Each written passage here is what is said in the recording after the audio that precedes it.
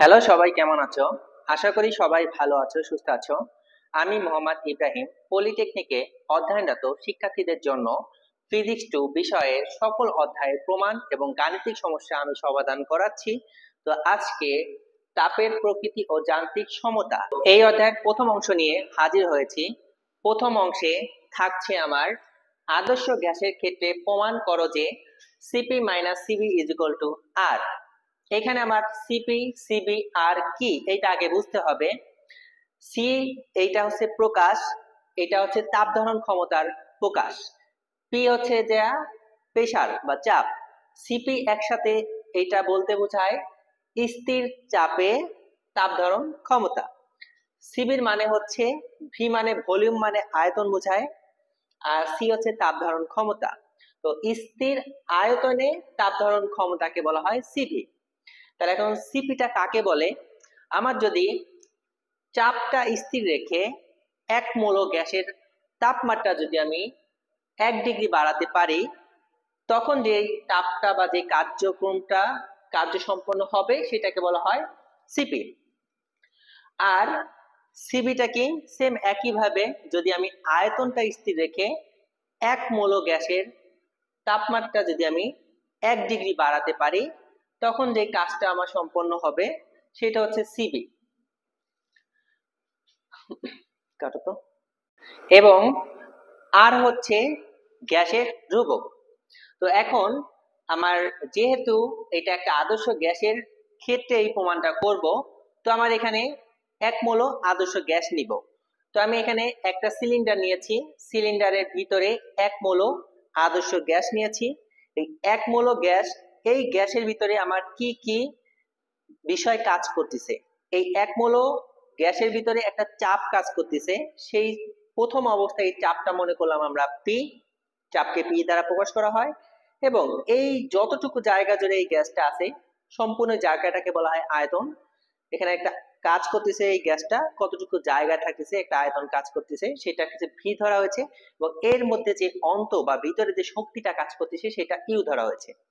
এখন আমার এই তাপ ধারণ ক্ষমতায় আমরা জানি যে 1 ডিগ্রি তাপমাত্রা বাড়াতে হবে। তো আমার এখন যদি আমি এখানে তাপমাত্রাটা বাড়িয়ে দেই, তো তাপমাত্রা যদি ডিটি পরিমাণ তাপমাত্রা বৃদ্ধি করে দেই, তাহলে এই গ্যাসের চাপটাও পরিবর্তন হয়ে যাবে। কারণ আমরা জানি যদি তাপ বাড়ানো হয় তখন গ্যাসের চাপ বেড়ে যায়। তখন চাপটা করবে কি, এই পিস্টনটাকে উপরে ধাক্কা দিয়ে উঠাই দেবে গ্যাসটা। ঠিক আছে, তখন পিস্টনটা উপরে উঠে যাবে যদি আমি তাপমাত্রা বাড়াই। তাহলে তাপ বাড়ালে চাপ বাড়বে, চাপ বাড়লে যখন পিস্টন উপরে উঠে যাবে, যে চাপ বাড়লে উপরে উঠে গেলে যে জায়গাটা বেশি বেড়ে যাবে, তখন আয়তনও বাড়বে, এমনকি এর ভিতরে অন্তঃশক্তিটাও পরিবর্তন হয়ে যাবে। তো আমি এই কথাগুলো আমরা বাংলা এখানে লিখেছি, এই প্রমাণটা করতে হলে এই কথাগুলো লিখতে হবে।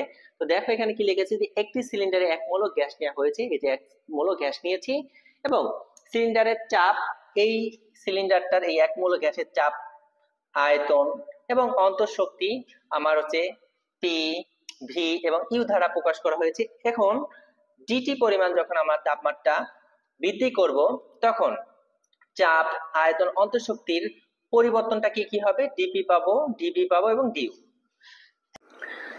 তো এখানে আমরা দেখতেছি যে এই গ্যাসটার ভিতরে আমার যখন তাপমাত্রা বাড়াইছি, তখন গ্যাসটা সিলিন্ডারকে উপরে উঠাই দিলে আয়তনটা বেড়ে গেছে। এর মানে বোঝাচ্ছে এই সিলিন্ডার উপরে চাপ প্রয়োগ করছে গ্যাসে। তো চাপ প্রয়োগ করলে চাপটা হচ্ছে এক ধরনের বল। বল হচ্ছে এইভাবে সাইড থেকে যখন আমার ক্রিয়েট করব, ধাক্কা দিব, এটা হচ্ছে বল। যখন উপর থেকে যেটা প্রয়োগ হবে সেটাকে বলা হয় চাপ। তাহলে এখানে চাপটা এক ধরনের বল। তাহলে বল প্রয়োগলে এখানে পিস্টনটা সরে গেছে। তো বল প্রয়োগে যদি কোনো কিছু সরণ ঘটে, তখন সেখানে কাজ উৎপন্ন হয়। তাহলে আমার এখানে একটা কাজ সম্পন্ন হচ্ছে। এই কাজটা কখন, কার মাধ্যমে সম্পন্ন হচ্ছে? কাজটা সম্পন্ন হচ্ছে এই তাপটা বাড়ানোর পরে আমার এই কাজটা হচ্ছে।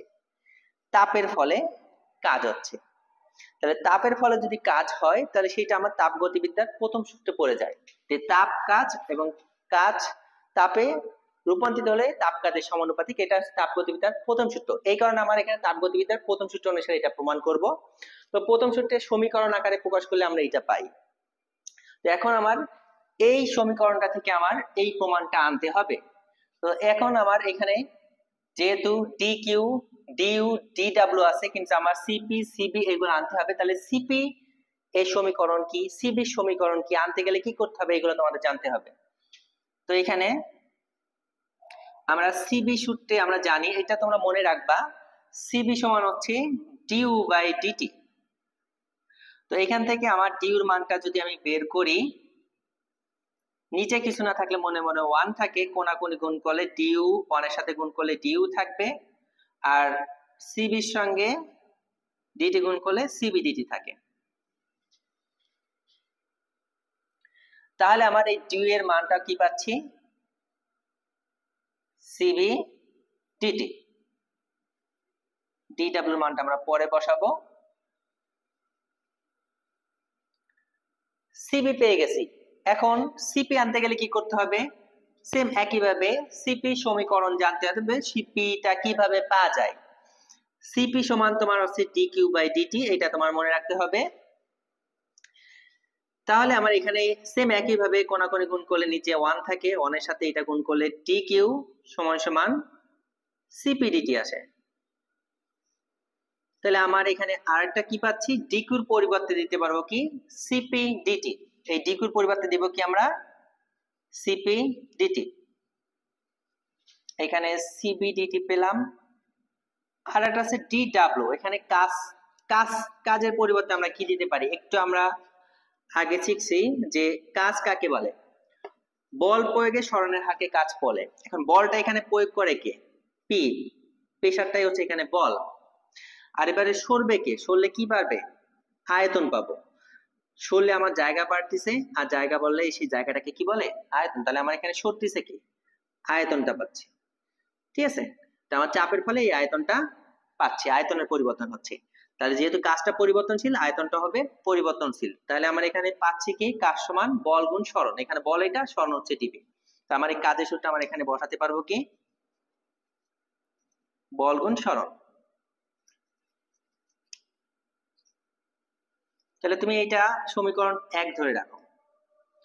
এখন আমার এইটা যেহেতু আদর্শ গ্যাসের ক্ষেত্রে প্রমাণ করব, তাহলে আমার এখানে গ্যাসের ধ্রুবকটা আমার এই সমীকরণে আনতে হবে। তো এই কারণে আমার এই গ্যাসের ধ্রুবক পাইতে হলে গ্যাসের যে সমীকরণটা থাকে সেটা আমার অ্যাপ্লাই করতে হবে। যে আমরা এখানে লিখতে পারি যে গ্যাসের সমীকরণ হতে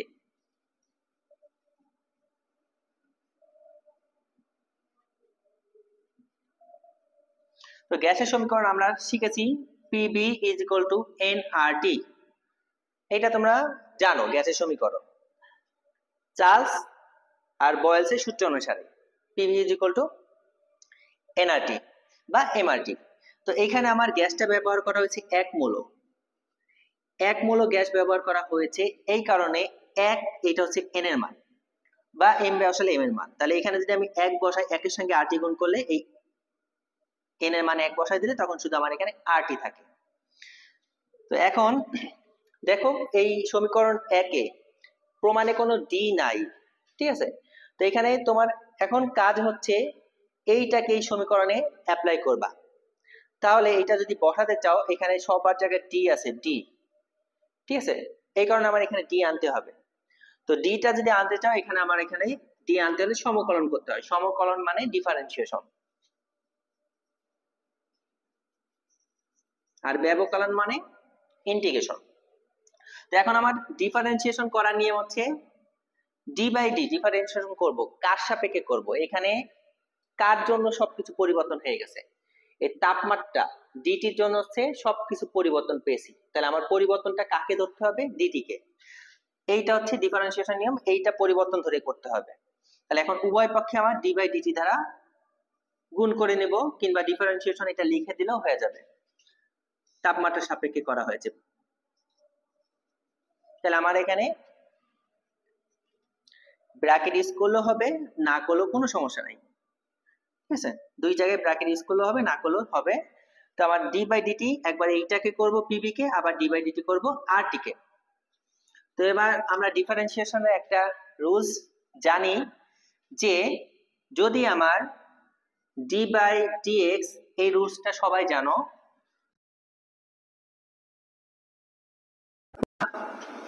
এখন যদি এখানে গুণ আকারে কিছু থাকে, মনে করো 3 থাকে, তাহলে তার মান শুধু 3। যদি 4 থাকে তার মান শুধু 4।